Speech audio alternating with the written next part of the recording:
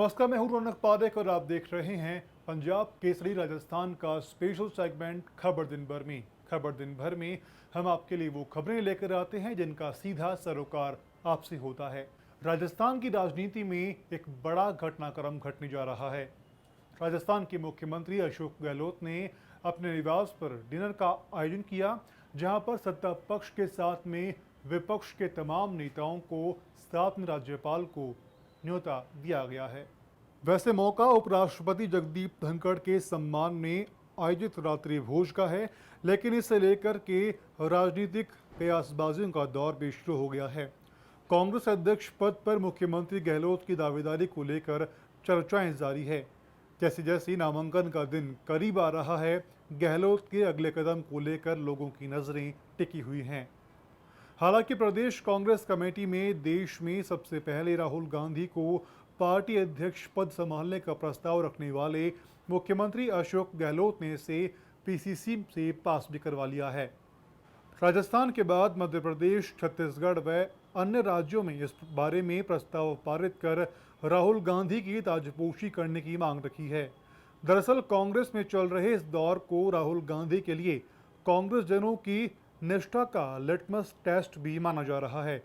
गांधी परिवार का कोई सदस्य नामांकन पत्र नहीं भरेगा तो ऐसी स्थिति में मुख्यमंत्री गहलोत का इकलौता नाम ऐसा है जो कांग्रेस जनों में स्वीकार्य होगा। हालांकि शशि थरूर भी मैदान में हो सकते हैं। आज प्रस्तावित विधायक दल की बैठक में मुख्यमंत्री गहलोत इस संबंध में विधायकों को अपने नामांकन की आधिकारिक जानकारी दे सकते हैं।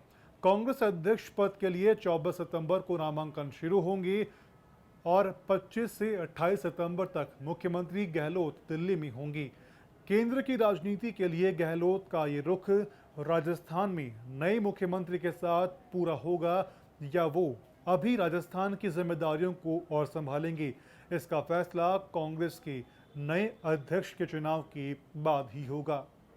राजस्थान के कई जिलों ने पिछले कुछ समय में काफी कुछ देखा है। सरकलम की बात करें या फिर मजहबी दंगों की, इन जिलों ने सब कुछ देखा है। राजस्थान के अलवर में उदयपुर जैसी घटनाक्रम दोहराने की एक स्टेप अब आगे बढ़ चुका है, यानी कि उदयपुर में जो घटना हुई वैसी ही घटनाक्रम का आगाज अलवर में हो चुका है। आखिर वो घटनाक्रम क्या है, कैसे उसका आगाज हुआ है, जानिए इस रिपोर्ट में। क्या उदयपुर जैसी घटना अलवर में हो सकती है? क्या फिर राजस्थान में होंगे मजहबी दंगे? ऐसा हम इसलिए कह रहे हैं क्योंकि एक बार फिर उदयपुर जैसी घटना अलवर में दोहराने की आहट जगी है। ये धमकी बीजेपी नेत्री को दी गई है क्योंकि उन्होंने ज्ञानवापी मस्जिद को लेकर के फेसबुक पर पोस्ट की थी, जिसके बाद उन्हें उदयपुर जैसी घटनाक्रम दोहराने की धमकी भरा लेटर लिखा गया। साथ ही उसमें लिखा कि 25 सितंबर तेरी आखिरी तारीख होगी। सुबह 7:45 बजे की बात है। मैं और मेरे हस्बैंड दोनों बच्चों को स्कूल छोड़ने के लिए लिफ्ट पर खड़े थे। तभी लिफ्ट के पास एक विंडो है, उस पर मेरे पति की नज़र पड़ी। उसमें एक एनवलप रखा हुआ था। जैसे ही हमने उस एनवलप को देखा, उस पर मेरा नाम, मेरा पता और मेरा फ़ोन नंबर लिखा हुआ था। हमें लगा कि ये अजीब सा, तो हमने उसको जैसे ही ओपन किया, उसमें एक पत्र निकला। ज्ञान बापी हमारा है, ईसा अल्लाह और हमारा ही रहेगा। और जिस तरह से जो उदयपुर में हाल हुआ था कन्हैया लाल जी का, ठीक वैसे ही हाल तुम्हारा होगा। तेरे 56 टुकड़े होंगे और मोदी जी भी नहीं बचा पाएंगे। अगर मोदी जी भी इस तरह का केस करते हैं तो उनका भी सर कलम कर दिया जाएगा। और इस तरह का एक लिखा हुआ है इसमें, ध्यान रख गुस्ताखे रसूल की एक ही सज़ा, सरतन से जुदा, ये कहा गया है। और ये कहा गया है कि तेरी आखिरी तारीख 25 सितंबर है। जैसे ही मुझे ये पत्र मिला, हमने 100 नंबर पर कॉल करके पुलिस को इन्फॉर्मेशन दी और इन्फॉर्मेशन देने के 1 घंटे बाद पुलिस आई। एसएचओ साहब जी आए और उन्होंने सारी जानकारी ली हमसे, हमारा पत्र देखा और उसके बाद उन्होंने सारी जानकारी लेने के बाद इनिशियल स्टेज पर हमारी रिपोर्ट लिखी है और एफआईआर अभी तक नहीं लिखी गई है। हम पुलिस की कार्रवाई से पूरी तरह से संतुष्ट नहीं है। वो हमारी जितनी सीसीटीवी थी उसकी फुटेज लेके गए हैं, सोसाइटी की कोई भी फुटेज उन्होंने अभी तक नहीं ली है। हमने सोसाइटी में बात की है, तो सोसाइटी का जो कॉरिडोर का मेन जो फुटेज है वो बोल रहे हैं मेंटेनेंस वाले कि ये फुटेज 17 सितंबर से काम नहीं कर रहा है, और लिफ्ट के दोनों फुटेज काम कर रहे हैं, लेकिन जो रखने वाला है एनवलप वो सीढ़ियों से आया है, वो लिफ्ट से नहीं आया है। घटना के बाद पुलिस ने 506 के तहत मामला दर्ज कर जांच शुरू कर दी है। पुलिस की टीम बराबर नजर रख रही है। 13 सितंबर को जो कोर्ट का फैसला आया था ज्ञानवापी को लेकर, उसकी खुशी में ही इन्होंने एक पोस्ट डाला था कि ठीक है, ज्ञानवापी को लेकर जो पोस्ट डाला था उसमें लिखा था कि अभी ये झांकी है और मथुरा अभी बाकी है, इस टाइप की पोस्ट डाली थी। जनरल पोस्ट थी, बाकी लोगों ने और भी डाला, पूरे काफ़ी क्षेत्र के काफ़ी लोगों ने डाला। तो मुझे नहीं लगता कोई ऐसा कोई गंभीर विषय इन्होंने डाला है और कोई गलत कंटेंट डाला जिससे कोई भी धार्मिक भावना भड़की हो, तो ऐसी कोई बात नहीं थी। लेकिन अब जो कुछ लोग हैं इस तरह के जिन्होंने ऐसी घटनाओं को अंजाम दिया है, जो उदयपुर वाली घटना है या और भी देश में हो रही हैं ऐसी घटनाएं, तो इस तरह की मंशा से कोई गलत काम करना चाह रहा है, इस तरह से उन्होंने लिखा है, तो ये एक गलत मैसेज तो है। बट ये ठीक है, हमें डरने वाले लोग नहीं हैं, ऐसी धमकियां तो बहुत सारी मिलती रहती हैं लोगों को, लेकिन अब पुलिस से एक उम्मीद है कि कुछ इस चीज़ पे कठोर कार्रवाई करे।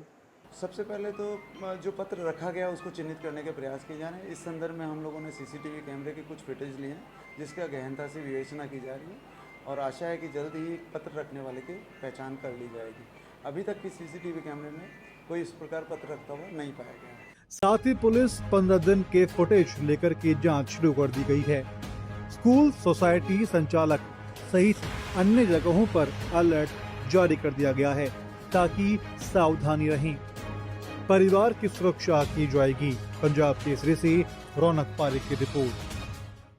जहां एक तरफ विधानसभा का सत्र चल रहा था, तो वहीं दूसरी ओर राजस्थान में भाजपा सरकार ने कांग्रेस को सड़क से सदन तक घेरा।